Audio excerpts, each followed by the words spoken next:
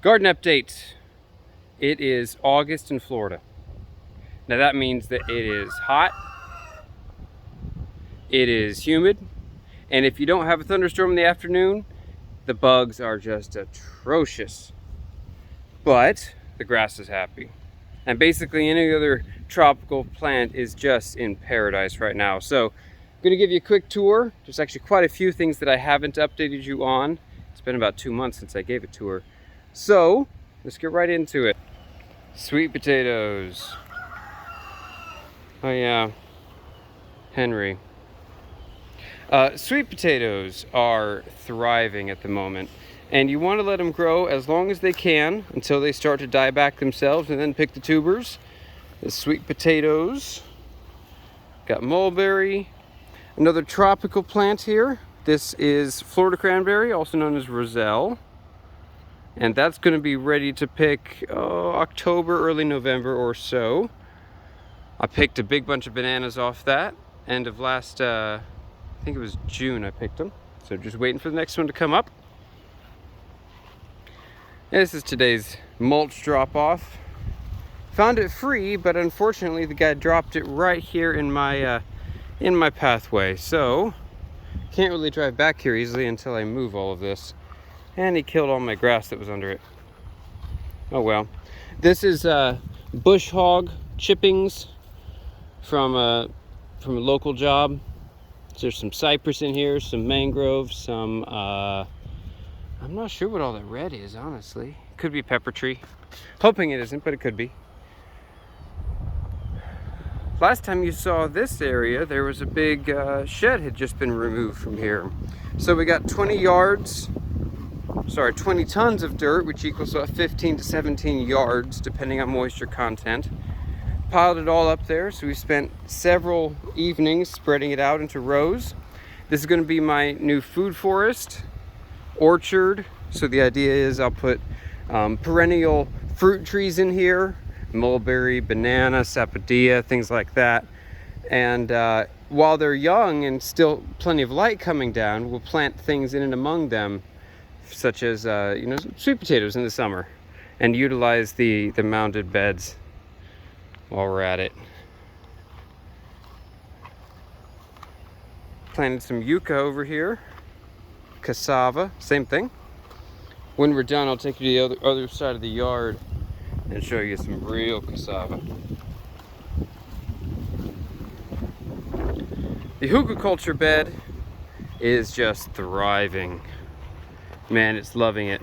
So at first we had a whole bunch of beans in here, harvested most of them, and now what's taking its place is the roselle, the Florida cranberry.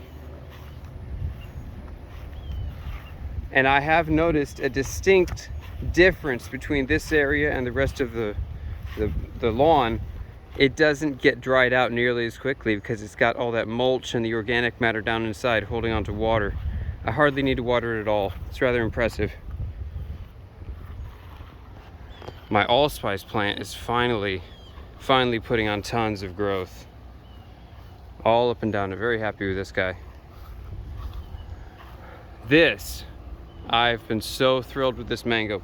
So to start with, I was very concerned about it because the mango tasted terrible.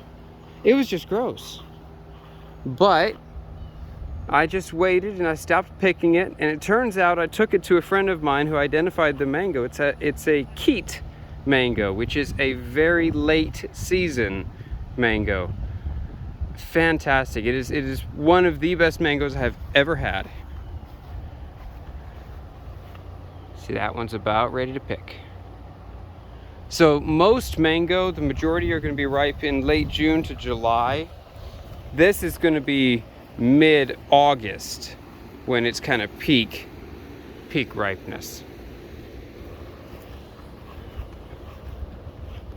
Those plants there are the foundation of my food forest. Also, I'll show you more sweet potatoes sprouting. I found a whole bunch of locally grown pineapples and saved the tops, and you just stick them in water, take the first couple leaves off, stick them in water, and they sprout. So those are going to go all over in the food forest over there as well. Raspberry, mulberry, fig, sapodilla, banana, all kinds of stuff. Loquat, that's all going over there.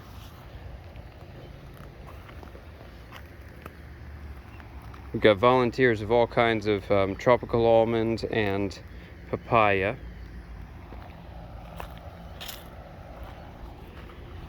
Let me take you around the other side of the house, an area that I haven't even shown you guys yet.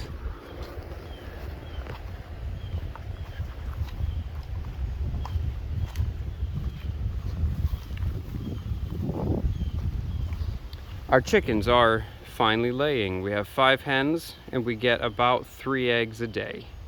But that rooster, man, that's an aggressive rooster. So we're gonna cook him. Don't win yet. Basically when we get hungry or get tired of him. It's been a good learning lesson for my son. He's learned to kick the chicken instead of run from it. So at 3 years old, that's a good lesson for Ethan. This is Yuka. It's about a year old. And I'm just gonna let it grow basically as long as it wants to this fall until it starts dying back, similar to the sweet potato. And then you pull it up and eat the tubers on the bottom. This is a rather sad star fruit. I have another star fruit over there, about the same size, but it's so much more healthy. I don't know the differences. Maybe a lack of sun over here, that's what I'm thinking. Or a lack of nutrients, because it's just never thrived like the other one has. So, if you got any questions, let me know. I'm on a bit of a tight schedule tonight, so I am done. Adios, God bless.